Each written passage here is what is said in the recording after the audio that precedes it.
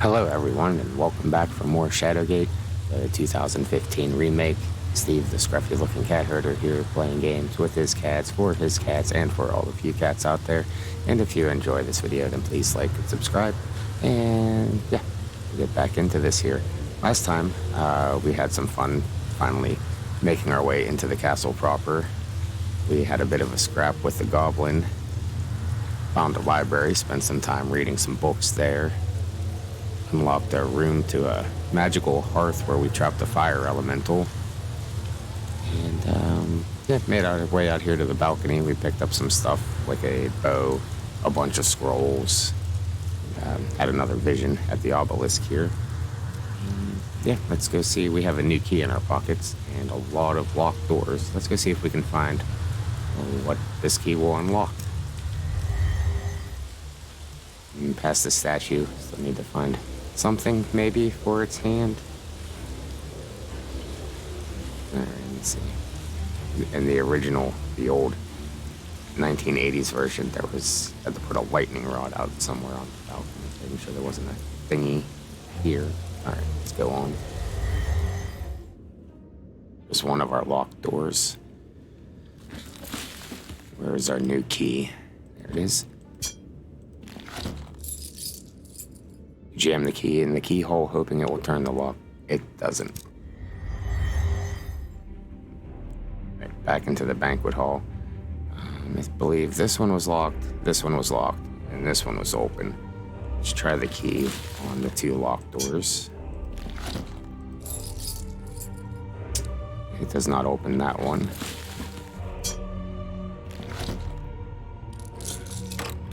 You insert the key in the lock and turn. Success. The door is now unlocked. Having served its purpose, you throw away the key. Alright. Now, decisions. Climb the tower we just unlocked, or climb the unlocked tower and see what was there. Oh, just unlocked it. Let's go through this door.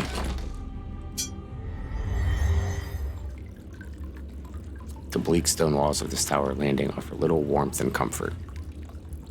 It's because the torch wasn't lit. We'll put the torch in our satchel. Looks like we have a fountain here.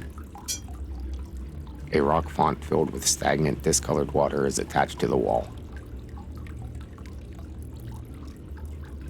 Quick save. Drink some. You scoop out a handful of the water and slurp it up. The sharp taste of iron assaults your taste buds. Alright, not fatal. Anything else worth looking at in here?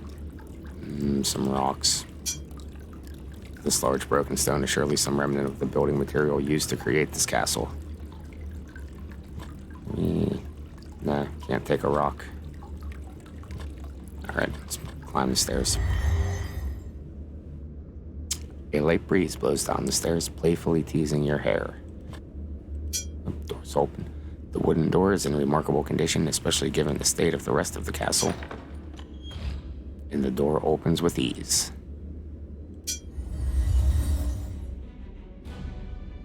Some malevolent force is sucking all light from this room.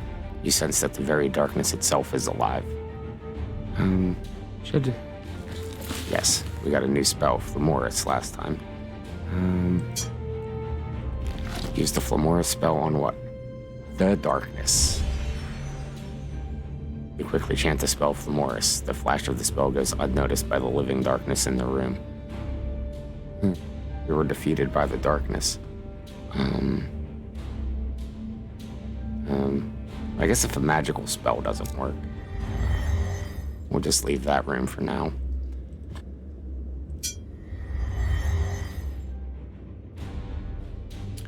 An unexpected shiver climbs your spine at the sound of a nearby unearthly cry. Give us another torch. And I'm gonna let this torch run down and see what happens to see if the score changes any. It looks like a locked one. A strong wooden door bars the way to the chamber beyond. The door is locked. And at the top of the stairs, the drab stone walls offer little respite, merely adding to your sour mood. We have a statue. A marble statue, carved in the form of a female warrior with a spear, sits on the landing. Perhaps it is fashioned in the image of a goddess. Speak. You mumble a prayer of supplication to the goddess.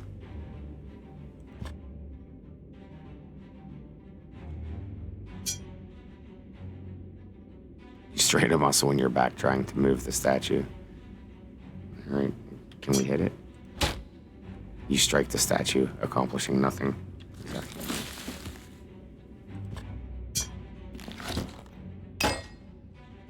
You attempt to smash the statue with the hammer. You manage to merely chip the stone. Okay, so 2 doors. Looks like it's open. This door is much like all the other doors in this castle, wooden and solid. A whistling fell wind forces its way around the edges of the door jamb. The door is locked. Let's open this one, have a look. The door opens with a creak. When you enter the strong room, the woman lounging in front of you begins to speak. I do not know what he sees in you. I am not impressed, she shrugs before continuing. Forgive me and allow me to introduce myself. I am Maylor Kahu, Chief Lieutenant of the Drakahan. You wonder what would bring me to this wretched keep. Surely nothing less than the summoning of a great lord.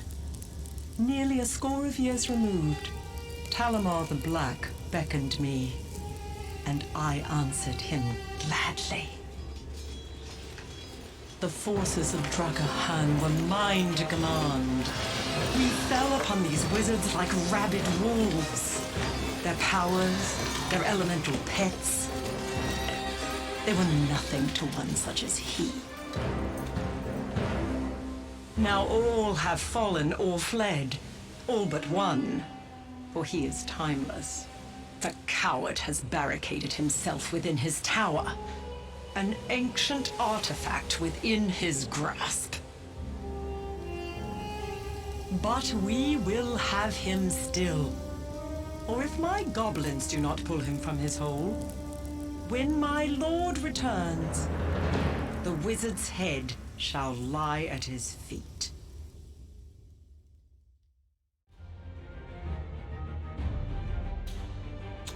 Unlike my underlings, I will not underestimate you, she finishes with a low snarl, her body growing, transforming. She is a changeling, a deadly race able to take the form of a monstrous creature. Her transformation complete, the beast appears to smile, taunting you with a flip of her claws.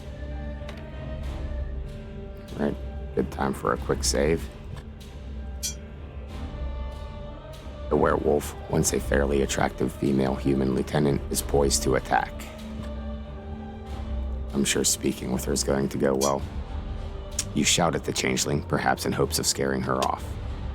In an extremely dramatic display, the wolf licks her lips and bares her teeth, ready for an attack. Right. Honorable combat, then. Well, surely I'll pretty much know how to take down werewolves and changelings. We have a silver arrow, right? It's this thing. The fletching on this arrow looks a bit tattered, but its silver arrow tip looks to be in good condition. And last time we had picked this bow up off of the balcony. Had a rough string, good for maybe one shot, but... Right, raising the bow, you carefully knock the arrow. Now we have to grab the bow again, as the arrow has been fitted. Use the bow and arrow on what? Lady Werewolf here. You quickly lift the bow and fire. The silver arrow flies true, burying itself deep in the heart of the wolf woman. The beast falls to the ground and within moments dies with a look of utter surprise on her face. Aw. You pat down the wolf, hoping to find hidden pockets. Wait a minute, why would the thing have any pockets? She was wearing clothes a moment ago. Alright. Take the torch. Take the torch with a flourish and put it in your satchel. We have something on the wall. The blueprint shows an elevation of castle towers. Even though you can't understand the writing, you recognize that the drawings represent the living Castle Shadowgate. Use the blueprint on what? I don't know. Us. You play around with the blueprint. After a moment, you stop, having grown bored. I guess we can take it. Pull the chart from the wall. It's like a boar's head. The stuffed head of a trophy bear hangs on the stone wall. Book. You open book, revealing the last entry.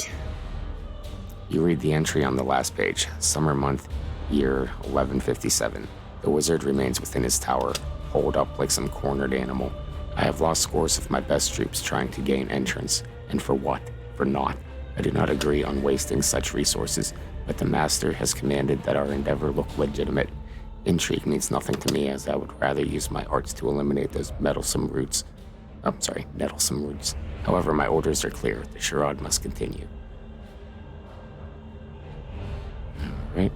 So, there's a bit more story in this version of the game as compared to the classic. Explaining why there was a werewolf in the tower. Let's see. Loaf of bread. This loaf of bread looks more than a bit stale. I don't know if hunger matters or something. We'll take bread again. We may need it for something. Desk looks scuffed and scarred. We can open it. You open the desk and find several useful items which you put into your pack. And yes, several useful items indeed. We have some meat. This cut of meat, while raw, looks to be slightly rotten. A small knife. The small hooked blade makes this an ideal wood carving knife. Right.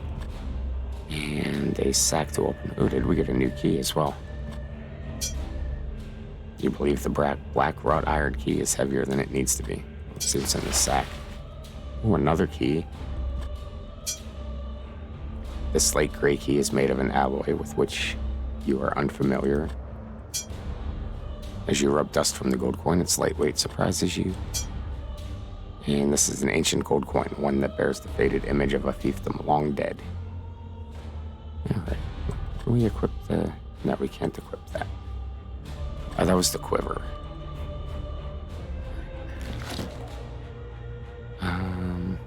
I see no reason to take the book. So, moving on. Oh, wait. Let's get back in. There's a chair here. Although the chair looks extremely comfortable, it's obvious that it was moved from another room, perhaps the banquet hall. Inventory, we have a knife. Let's see if our dark will do anything. You hack at the chair with the dark ripping the fabric in several places. Hammer. What you expected hasn't happened. The hammer did not do anything to the chair. Okay. Just checking there wasn't anything hidden in the chair. We have 2 keys now. Did she have the key to the door at the top of the tower? Let's find out. Yeah, try as you might, the key won't fit the lock. Key number 2. Nope, so nothing here. Head back down the stairs then. And try this door out. Key number 1. You jam the key in the keyhole, hoping it will turn the lock. It doesn't. Key 2. You jam the key in the keyhole, hoping it will turn the lock. It doesn't. There we go. The light on the torch begins to falter. And the score did change. Doesn't sound as suspenseful as the original, but yeah, it's still a warning. Alright, game, we'll light a torch. No, it's similar. There we go.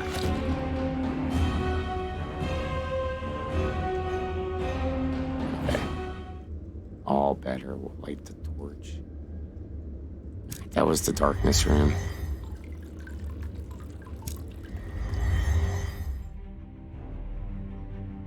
Alright, so now we still have 2 keys in our pocket. Let's check this tower that was unlocked, see what we find up there.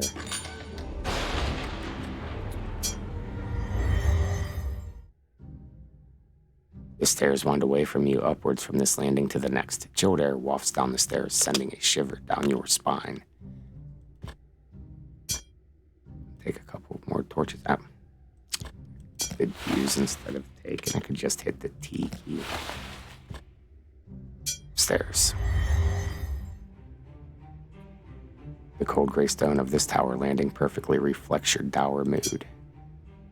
The heavy wooden door is banded together with strong iron, and we can open it. I know, you pull and tug at the door, but it appears to be locked from the other side. Very well then. Ascending higher, we have another torch. And another door. A whistling fell wind forces its way around the edges of the door jamb. Strange, there is a carved pumpkin on the wooden door. As you attempt to open the locked door, the muffled sound of laughter is heard from the room beyond. Knock on it. As you knock on the door, you hear a faint voice ask, "Tisk, tisk, is that the best you can do at a costume? At least put something appropriate on your head that goes with the mask." Oh, okay, I guess we do have a mask on. Must have to find a bit of headgear or something. Speak. Tricks or treats? Tricks or treats, you say in your loudest voice. You hear a faint voice reply, "I think your costume is missing a little something on top." Right, well, let's move along then.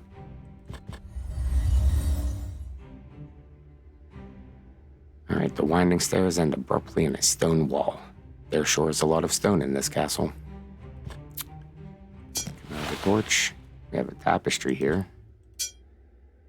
The intricate, colorful weaving of this tapestry highlights the epic figure of a hero readying himself for battle. For options, we have one. Burn it. You light the tapestry on fire. The hungry flames make quick work of the flammable material. And unfortunately, there's nothing hidden behind it. There's secrets in the stone wall. Nope, none. Okay, 2 doors. Looks openable. You have seen the design on this door countless times and still can't tell what it is supposed to be. The door opens with a long, eerie creak. The observatory. This circular room houses a massive telescope as well as all manner of stargazing paraphernalia. Like a sextant? This is a golden sextant, typically used to cite the position of celestial bodies in relation to an anchored point. You use it. Star map. The sextant failed to do anything constructive on the star chart. Telescope. You attempt to use the sextant on the telescope, but fail to accomplish much of anything. Well, we'll take it, I guess. And we have a book. Well, let's look at the star chart here. A star chart is affixed to the wall. You recognize some of the constellations, the pouring goblet of salvation and the broken sword of conquest. Take it. The chart is firmly attached to the wall, thus you can't take it. Trusty dirk, perhaps? You hack at the chart, ripping it in several places. You know what I'd like? Some gold. How about getting Yorick some gold? Yorick shouts. No, Yorick. No, it's my gold. Hands off. Book. The thin leather-bound book appears to be a collection of writings. You open the book to an interesting entry. You read the handwritten entry on the page. I have noted several observations over the past fortnight. The stars have moved into an unheard of alignment. The unnamed hero, the hourglass depicting endless time, the broken sword of betrayal, the hooded figure of Thanos, the life stealer. All these constellations are out of season and position, yet here they are, chasing across the night skies. Unbelievable. This can only portend a time of terrible danger and upheaval. The entry is signed by astronomer Laurel. Have a look at the telescope. Use it. Same difference. You step in close and look through the telescope. It's pretty neat. It almost looks like death in the sky there looming over us. That's neat. Oh, the other key. F2 instead of F1. Okay, looks like a bit of everything. Several of the stars grow prominently within a strange constellation, one that resembles the tail of some ancient beast. Alright. This bright northern star represents Eurydilos, the mythical eagle that brings the morning sun each and every day. The Magi and fortune tellers call this twinkling star the Watcher, or the all-seeing eye. You seem to remember that this particular star is named after Aquadrix, the mythical god of water of the ancient Taian race. This star is usually one of the first ones you see on the horizon in the winter months. It is called Thaumatage, or more commonly known as the One Tree.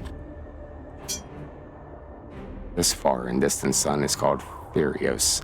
It honors the fallen one from the skies that came to carve out the plains of fire in the southern lands. Not sure how relevant any of that will be, but that was pretty neat.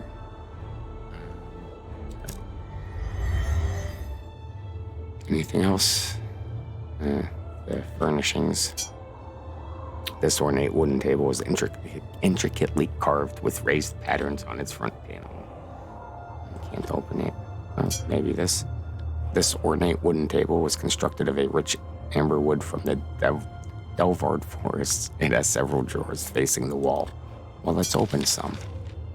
You open the drawers of the desk and find an old book which you take and put in your satchel.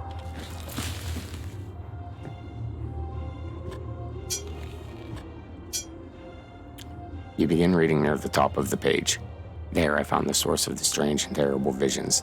It called itself Behemoth, a being beyond understanding, and described its mission as a warder whose purpose is to guard.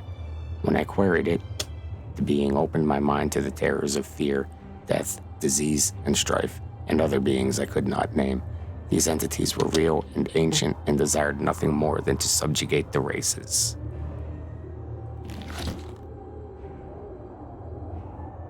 Okay, there's the observatory. And the locked door. Let's test our keys out.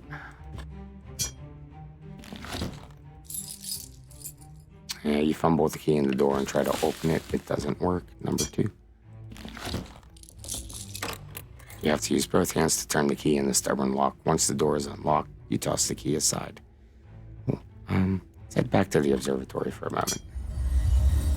One thing with the telescope there I didn't think of. We picked up that sextant. Let's just try to use that on the night sky. And what you expected hasn't happened. The sextant did not do anything to this star. I didn't want it to do anything to the star. Use it on the sky. Nope, it has no effect on the sky. Fine. Don't know what other use a sextant would be. The door opens with a creak.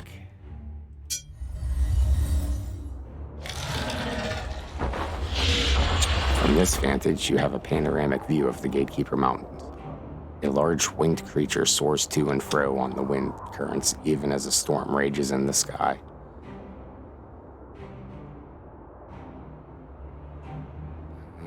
Well, there appears to be nothing out here. Doesn't even show another exit. Okay, so there's a wyvern at the top, or a dragon. Did it say it was? A large winged creature. Right. Alright, well, let's head back down to the other tower, I guess. Alright, back in the banquet hall. I suppose we try this door now. Now there is the one door up the way there. You insert the key, turn it, and are rewarded with the satisfying sound of the door unlocking. With a pleased grunt, you throw away the key.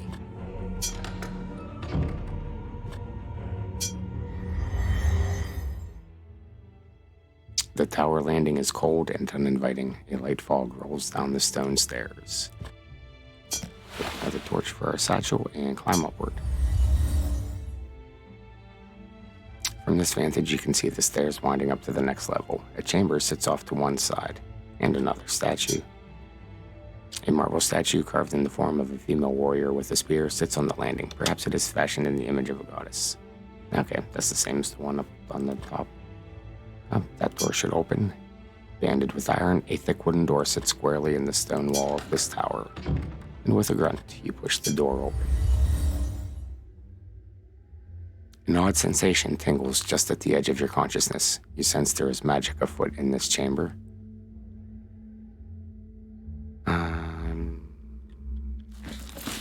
Spells. Flumoris. You picture the spell glyph in your mind and whisper the word Flumoris. A flash bathes the room in brilliant white before a strange wavering effect illuminates phantom objects. There must be a magical illusion at work here. It's neat. Alright, some more. Oh, the torches cannot be taken. Did I click the torch? Alright, they can be. Take a couple more torches. The half-seen furniture is a low-backed divan crafted in the style of the lords and ladies of old. The translucent covering appears to be a faded and frayed rug. So this stuff is all illusory. It wasn't just masked. It's just not here. I took the torches, though. The ghostly item is a long, slender object sitting on top of a circular base. After a few tries, you manage to take the object. It looked like a candle on a skull. And a scroll. You fumble about trying to find something to interact with. After a few tries, you manage to take the scroll. Couldn't open it, but we can put it in our satchel. You unroll the parchment, careful not to crumple it further. You read the words on the scroll. One particular word stands out from the rest. Sparks. In your mind's eye, you see a glyph glowing with power. As you quickly write down the strange markings in your spellbook, the scroll crumbles in your hands. You have learned a spell. Have a look-see.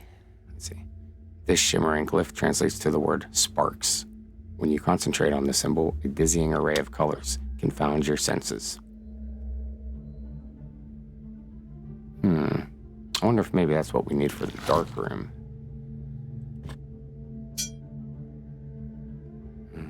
Trying to open the desk.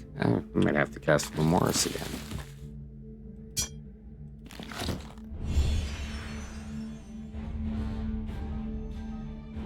It's nice, it actually fades out over time. Okay, a couple of cushions there. Even though it is semi-transparent, you managed to take the cushion. Thanks. You rifle through the drawers of the desk, finding nothing of value.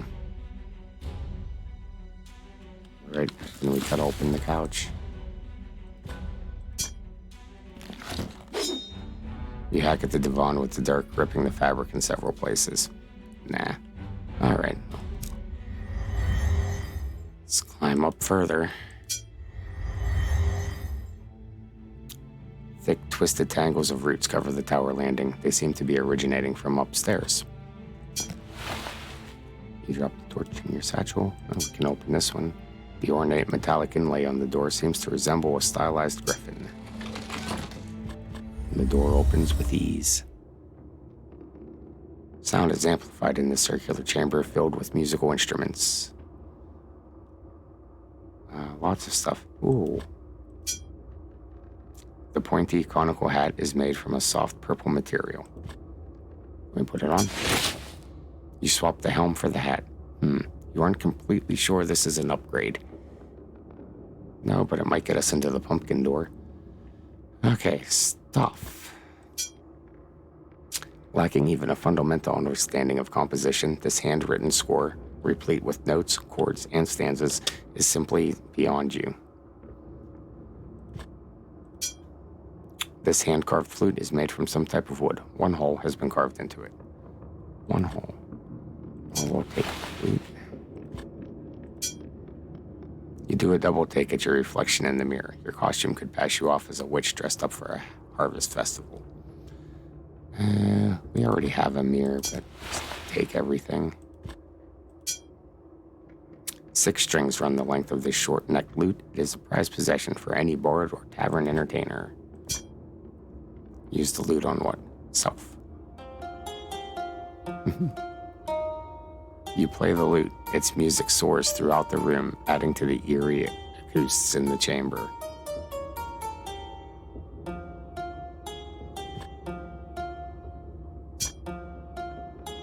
Use the mallet on the drum. Employing the mallet, you beat out a complicated pattern, one that echoes throughout the chamber. Great, now we have to use the harp also. Self.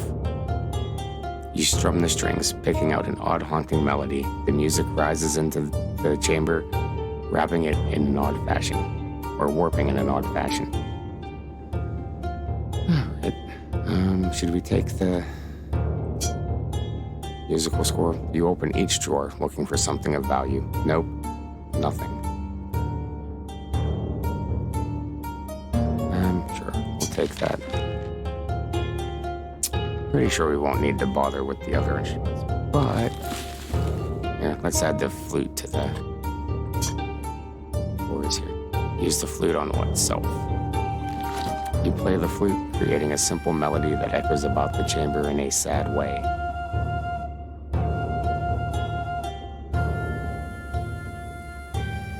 Just gonna sit here for a minute.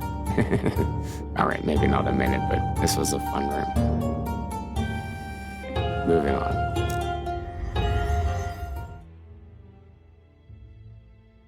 Let's go see where these vines are coming from. You trip over the roots as you head up the stairs. Congratulations, you have earned the Novice Adventurer achievement. Massive twisted roots engulf the tower landing. The thick roots originate from the doorway to your left. Can we burn them? The vegetation seems to swell as the flame from the lit torch is brought close. However, the roots do not catch fire. Yorick breaks the silence. Listen, lad, I heard some goblins talking about how they couldn't get through the roots. Whatever that means. I think it means they couldn't get through the roots. But, yeah, something to do with the goblins that have been tunneling beneath the castle.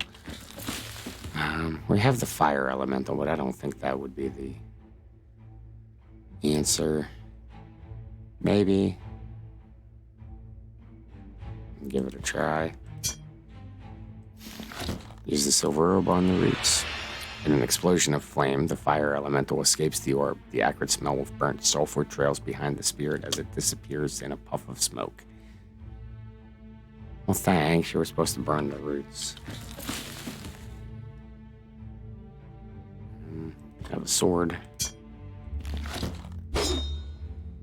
You hack at the granary and reveal a door underneath. The overgrown roots and vines seem to want to immediately grow back. Just hope we don't need that fire elemental in here. Various bits of root and vine cling to this ornate door. A faded circular symbol, much like the dais in the chamber under the courtyard, is etched on the door. The door opens with a creak and a strange rustling of leaves. This small chamber has literally been engulfed by roots and vines of all types that stem from a single point in the ceiling. You wonder what is up there and resolve to do something about it. And we have a visitation of Lackmere? Yeah, speak to Lackmere. You address Lackmere in a whispered tone.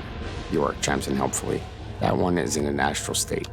He must have been desperate to subject himself to this. If his body were to die, then his spirit would be set adrift forever.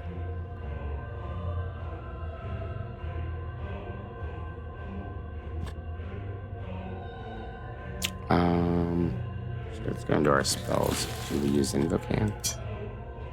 What we use on the obelisks.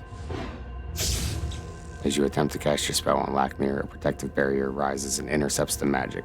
This creates a misfire that explodes painfully in front of you and singes your eyebrows.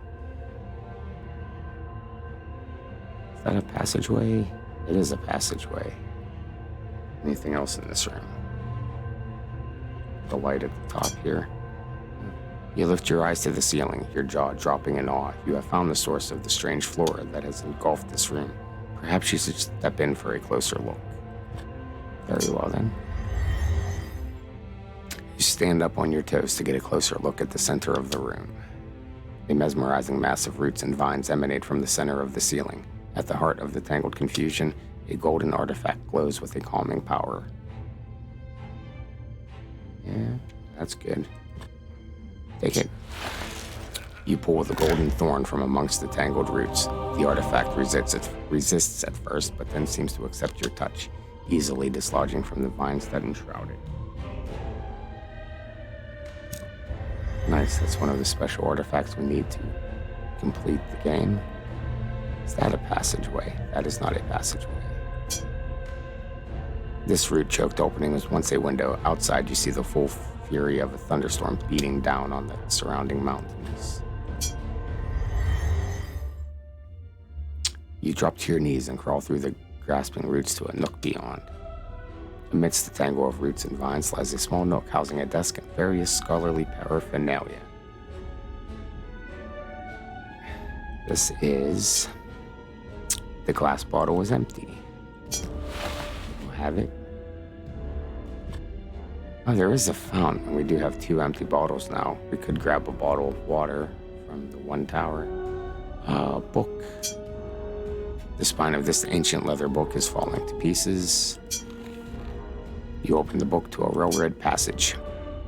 You read an annotated passage. The dawning of the age shall portend a change to the powers of the earth and of the air. The rain shall end for all that walk the ways. Foremost amongst this is the Behemoth, he who is set above all others. It is he that holds the key and wields the powers of the stars like sin. He stands against all, and all stand against him, great and terrible in his might. And another book. The cover of this leather-bound book is simply marked with the words year 1851. You carefully open the book to a dog-eared page. The neat handwritten entry fills the page from edge to edge. My efforts have been rewarded as I have found the one. It is left to me to set him on his path. This I know. The magic I must attempt is formidable, and I have little acquaintance with astral conjurations.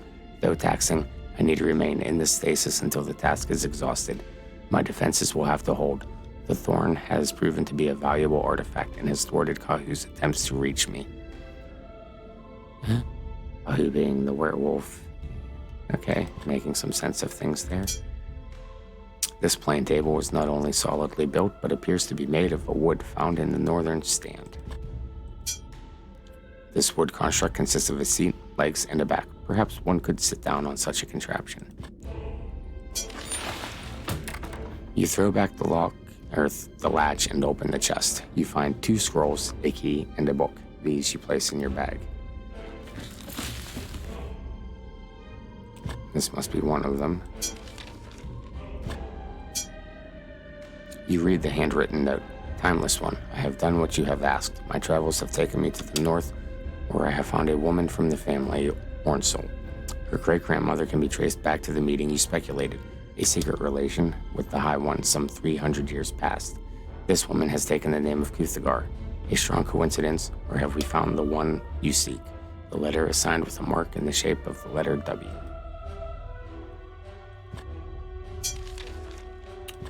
We unroll the parchment. You read the words on the scroll. One particular word stands out from the rest. Censure. In your mind's eye, you see a glyph glowing with power. As you quickly write down the strange marking in your spellbook, the scroll crumbles in your hands. You have learned a spell. Have a look at it. This complex symbol translates to the ancient word Censure. The image as it conjures feels like some rite of passage. Right. And the book. Open the book. You thumb along the page and begin reading about halfway down. We struck our bargain. I would conceal the well of holding by constructing a huge edifice over it, imbued with magics and living defenses beyond fathoming, built at the junction of all ley lines, the origin, the place with power beyond measure so the warder could perform his task. I still do not know who this old being was, nor how it came by its purpose. What entity put it on its path, and what purpose do I fulfill in this drama?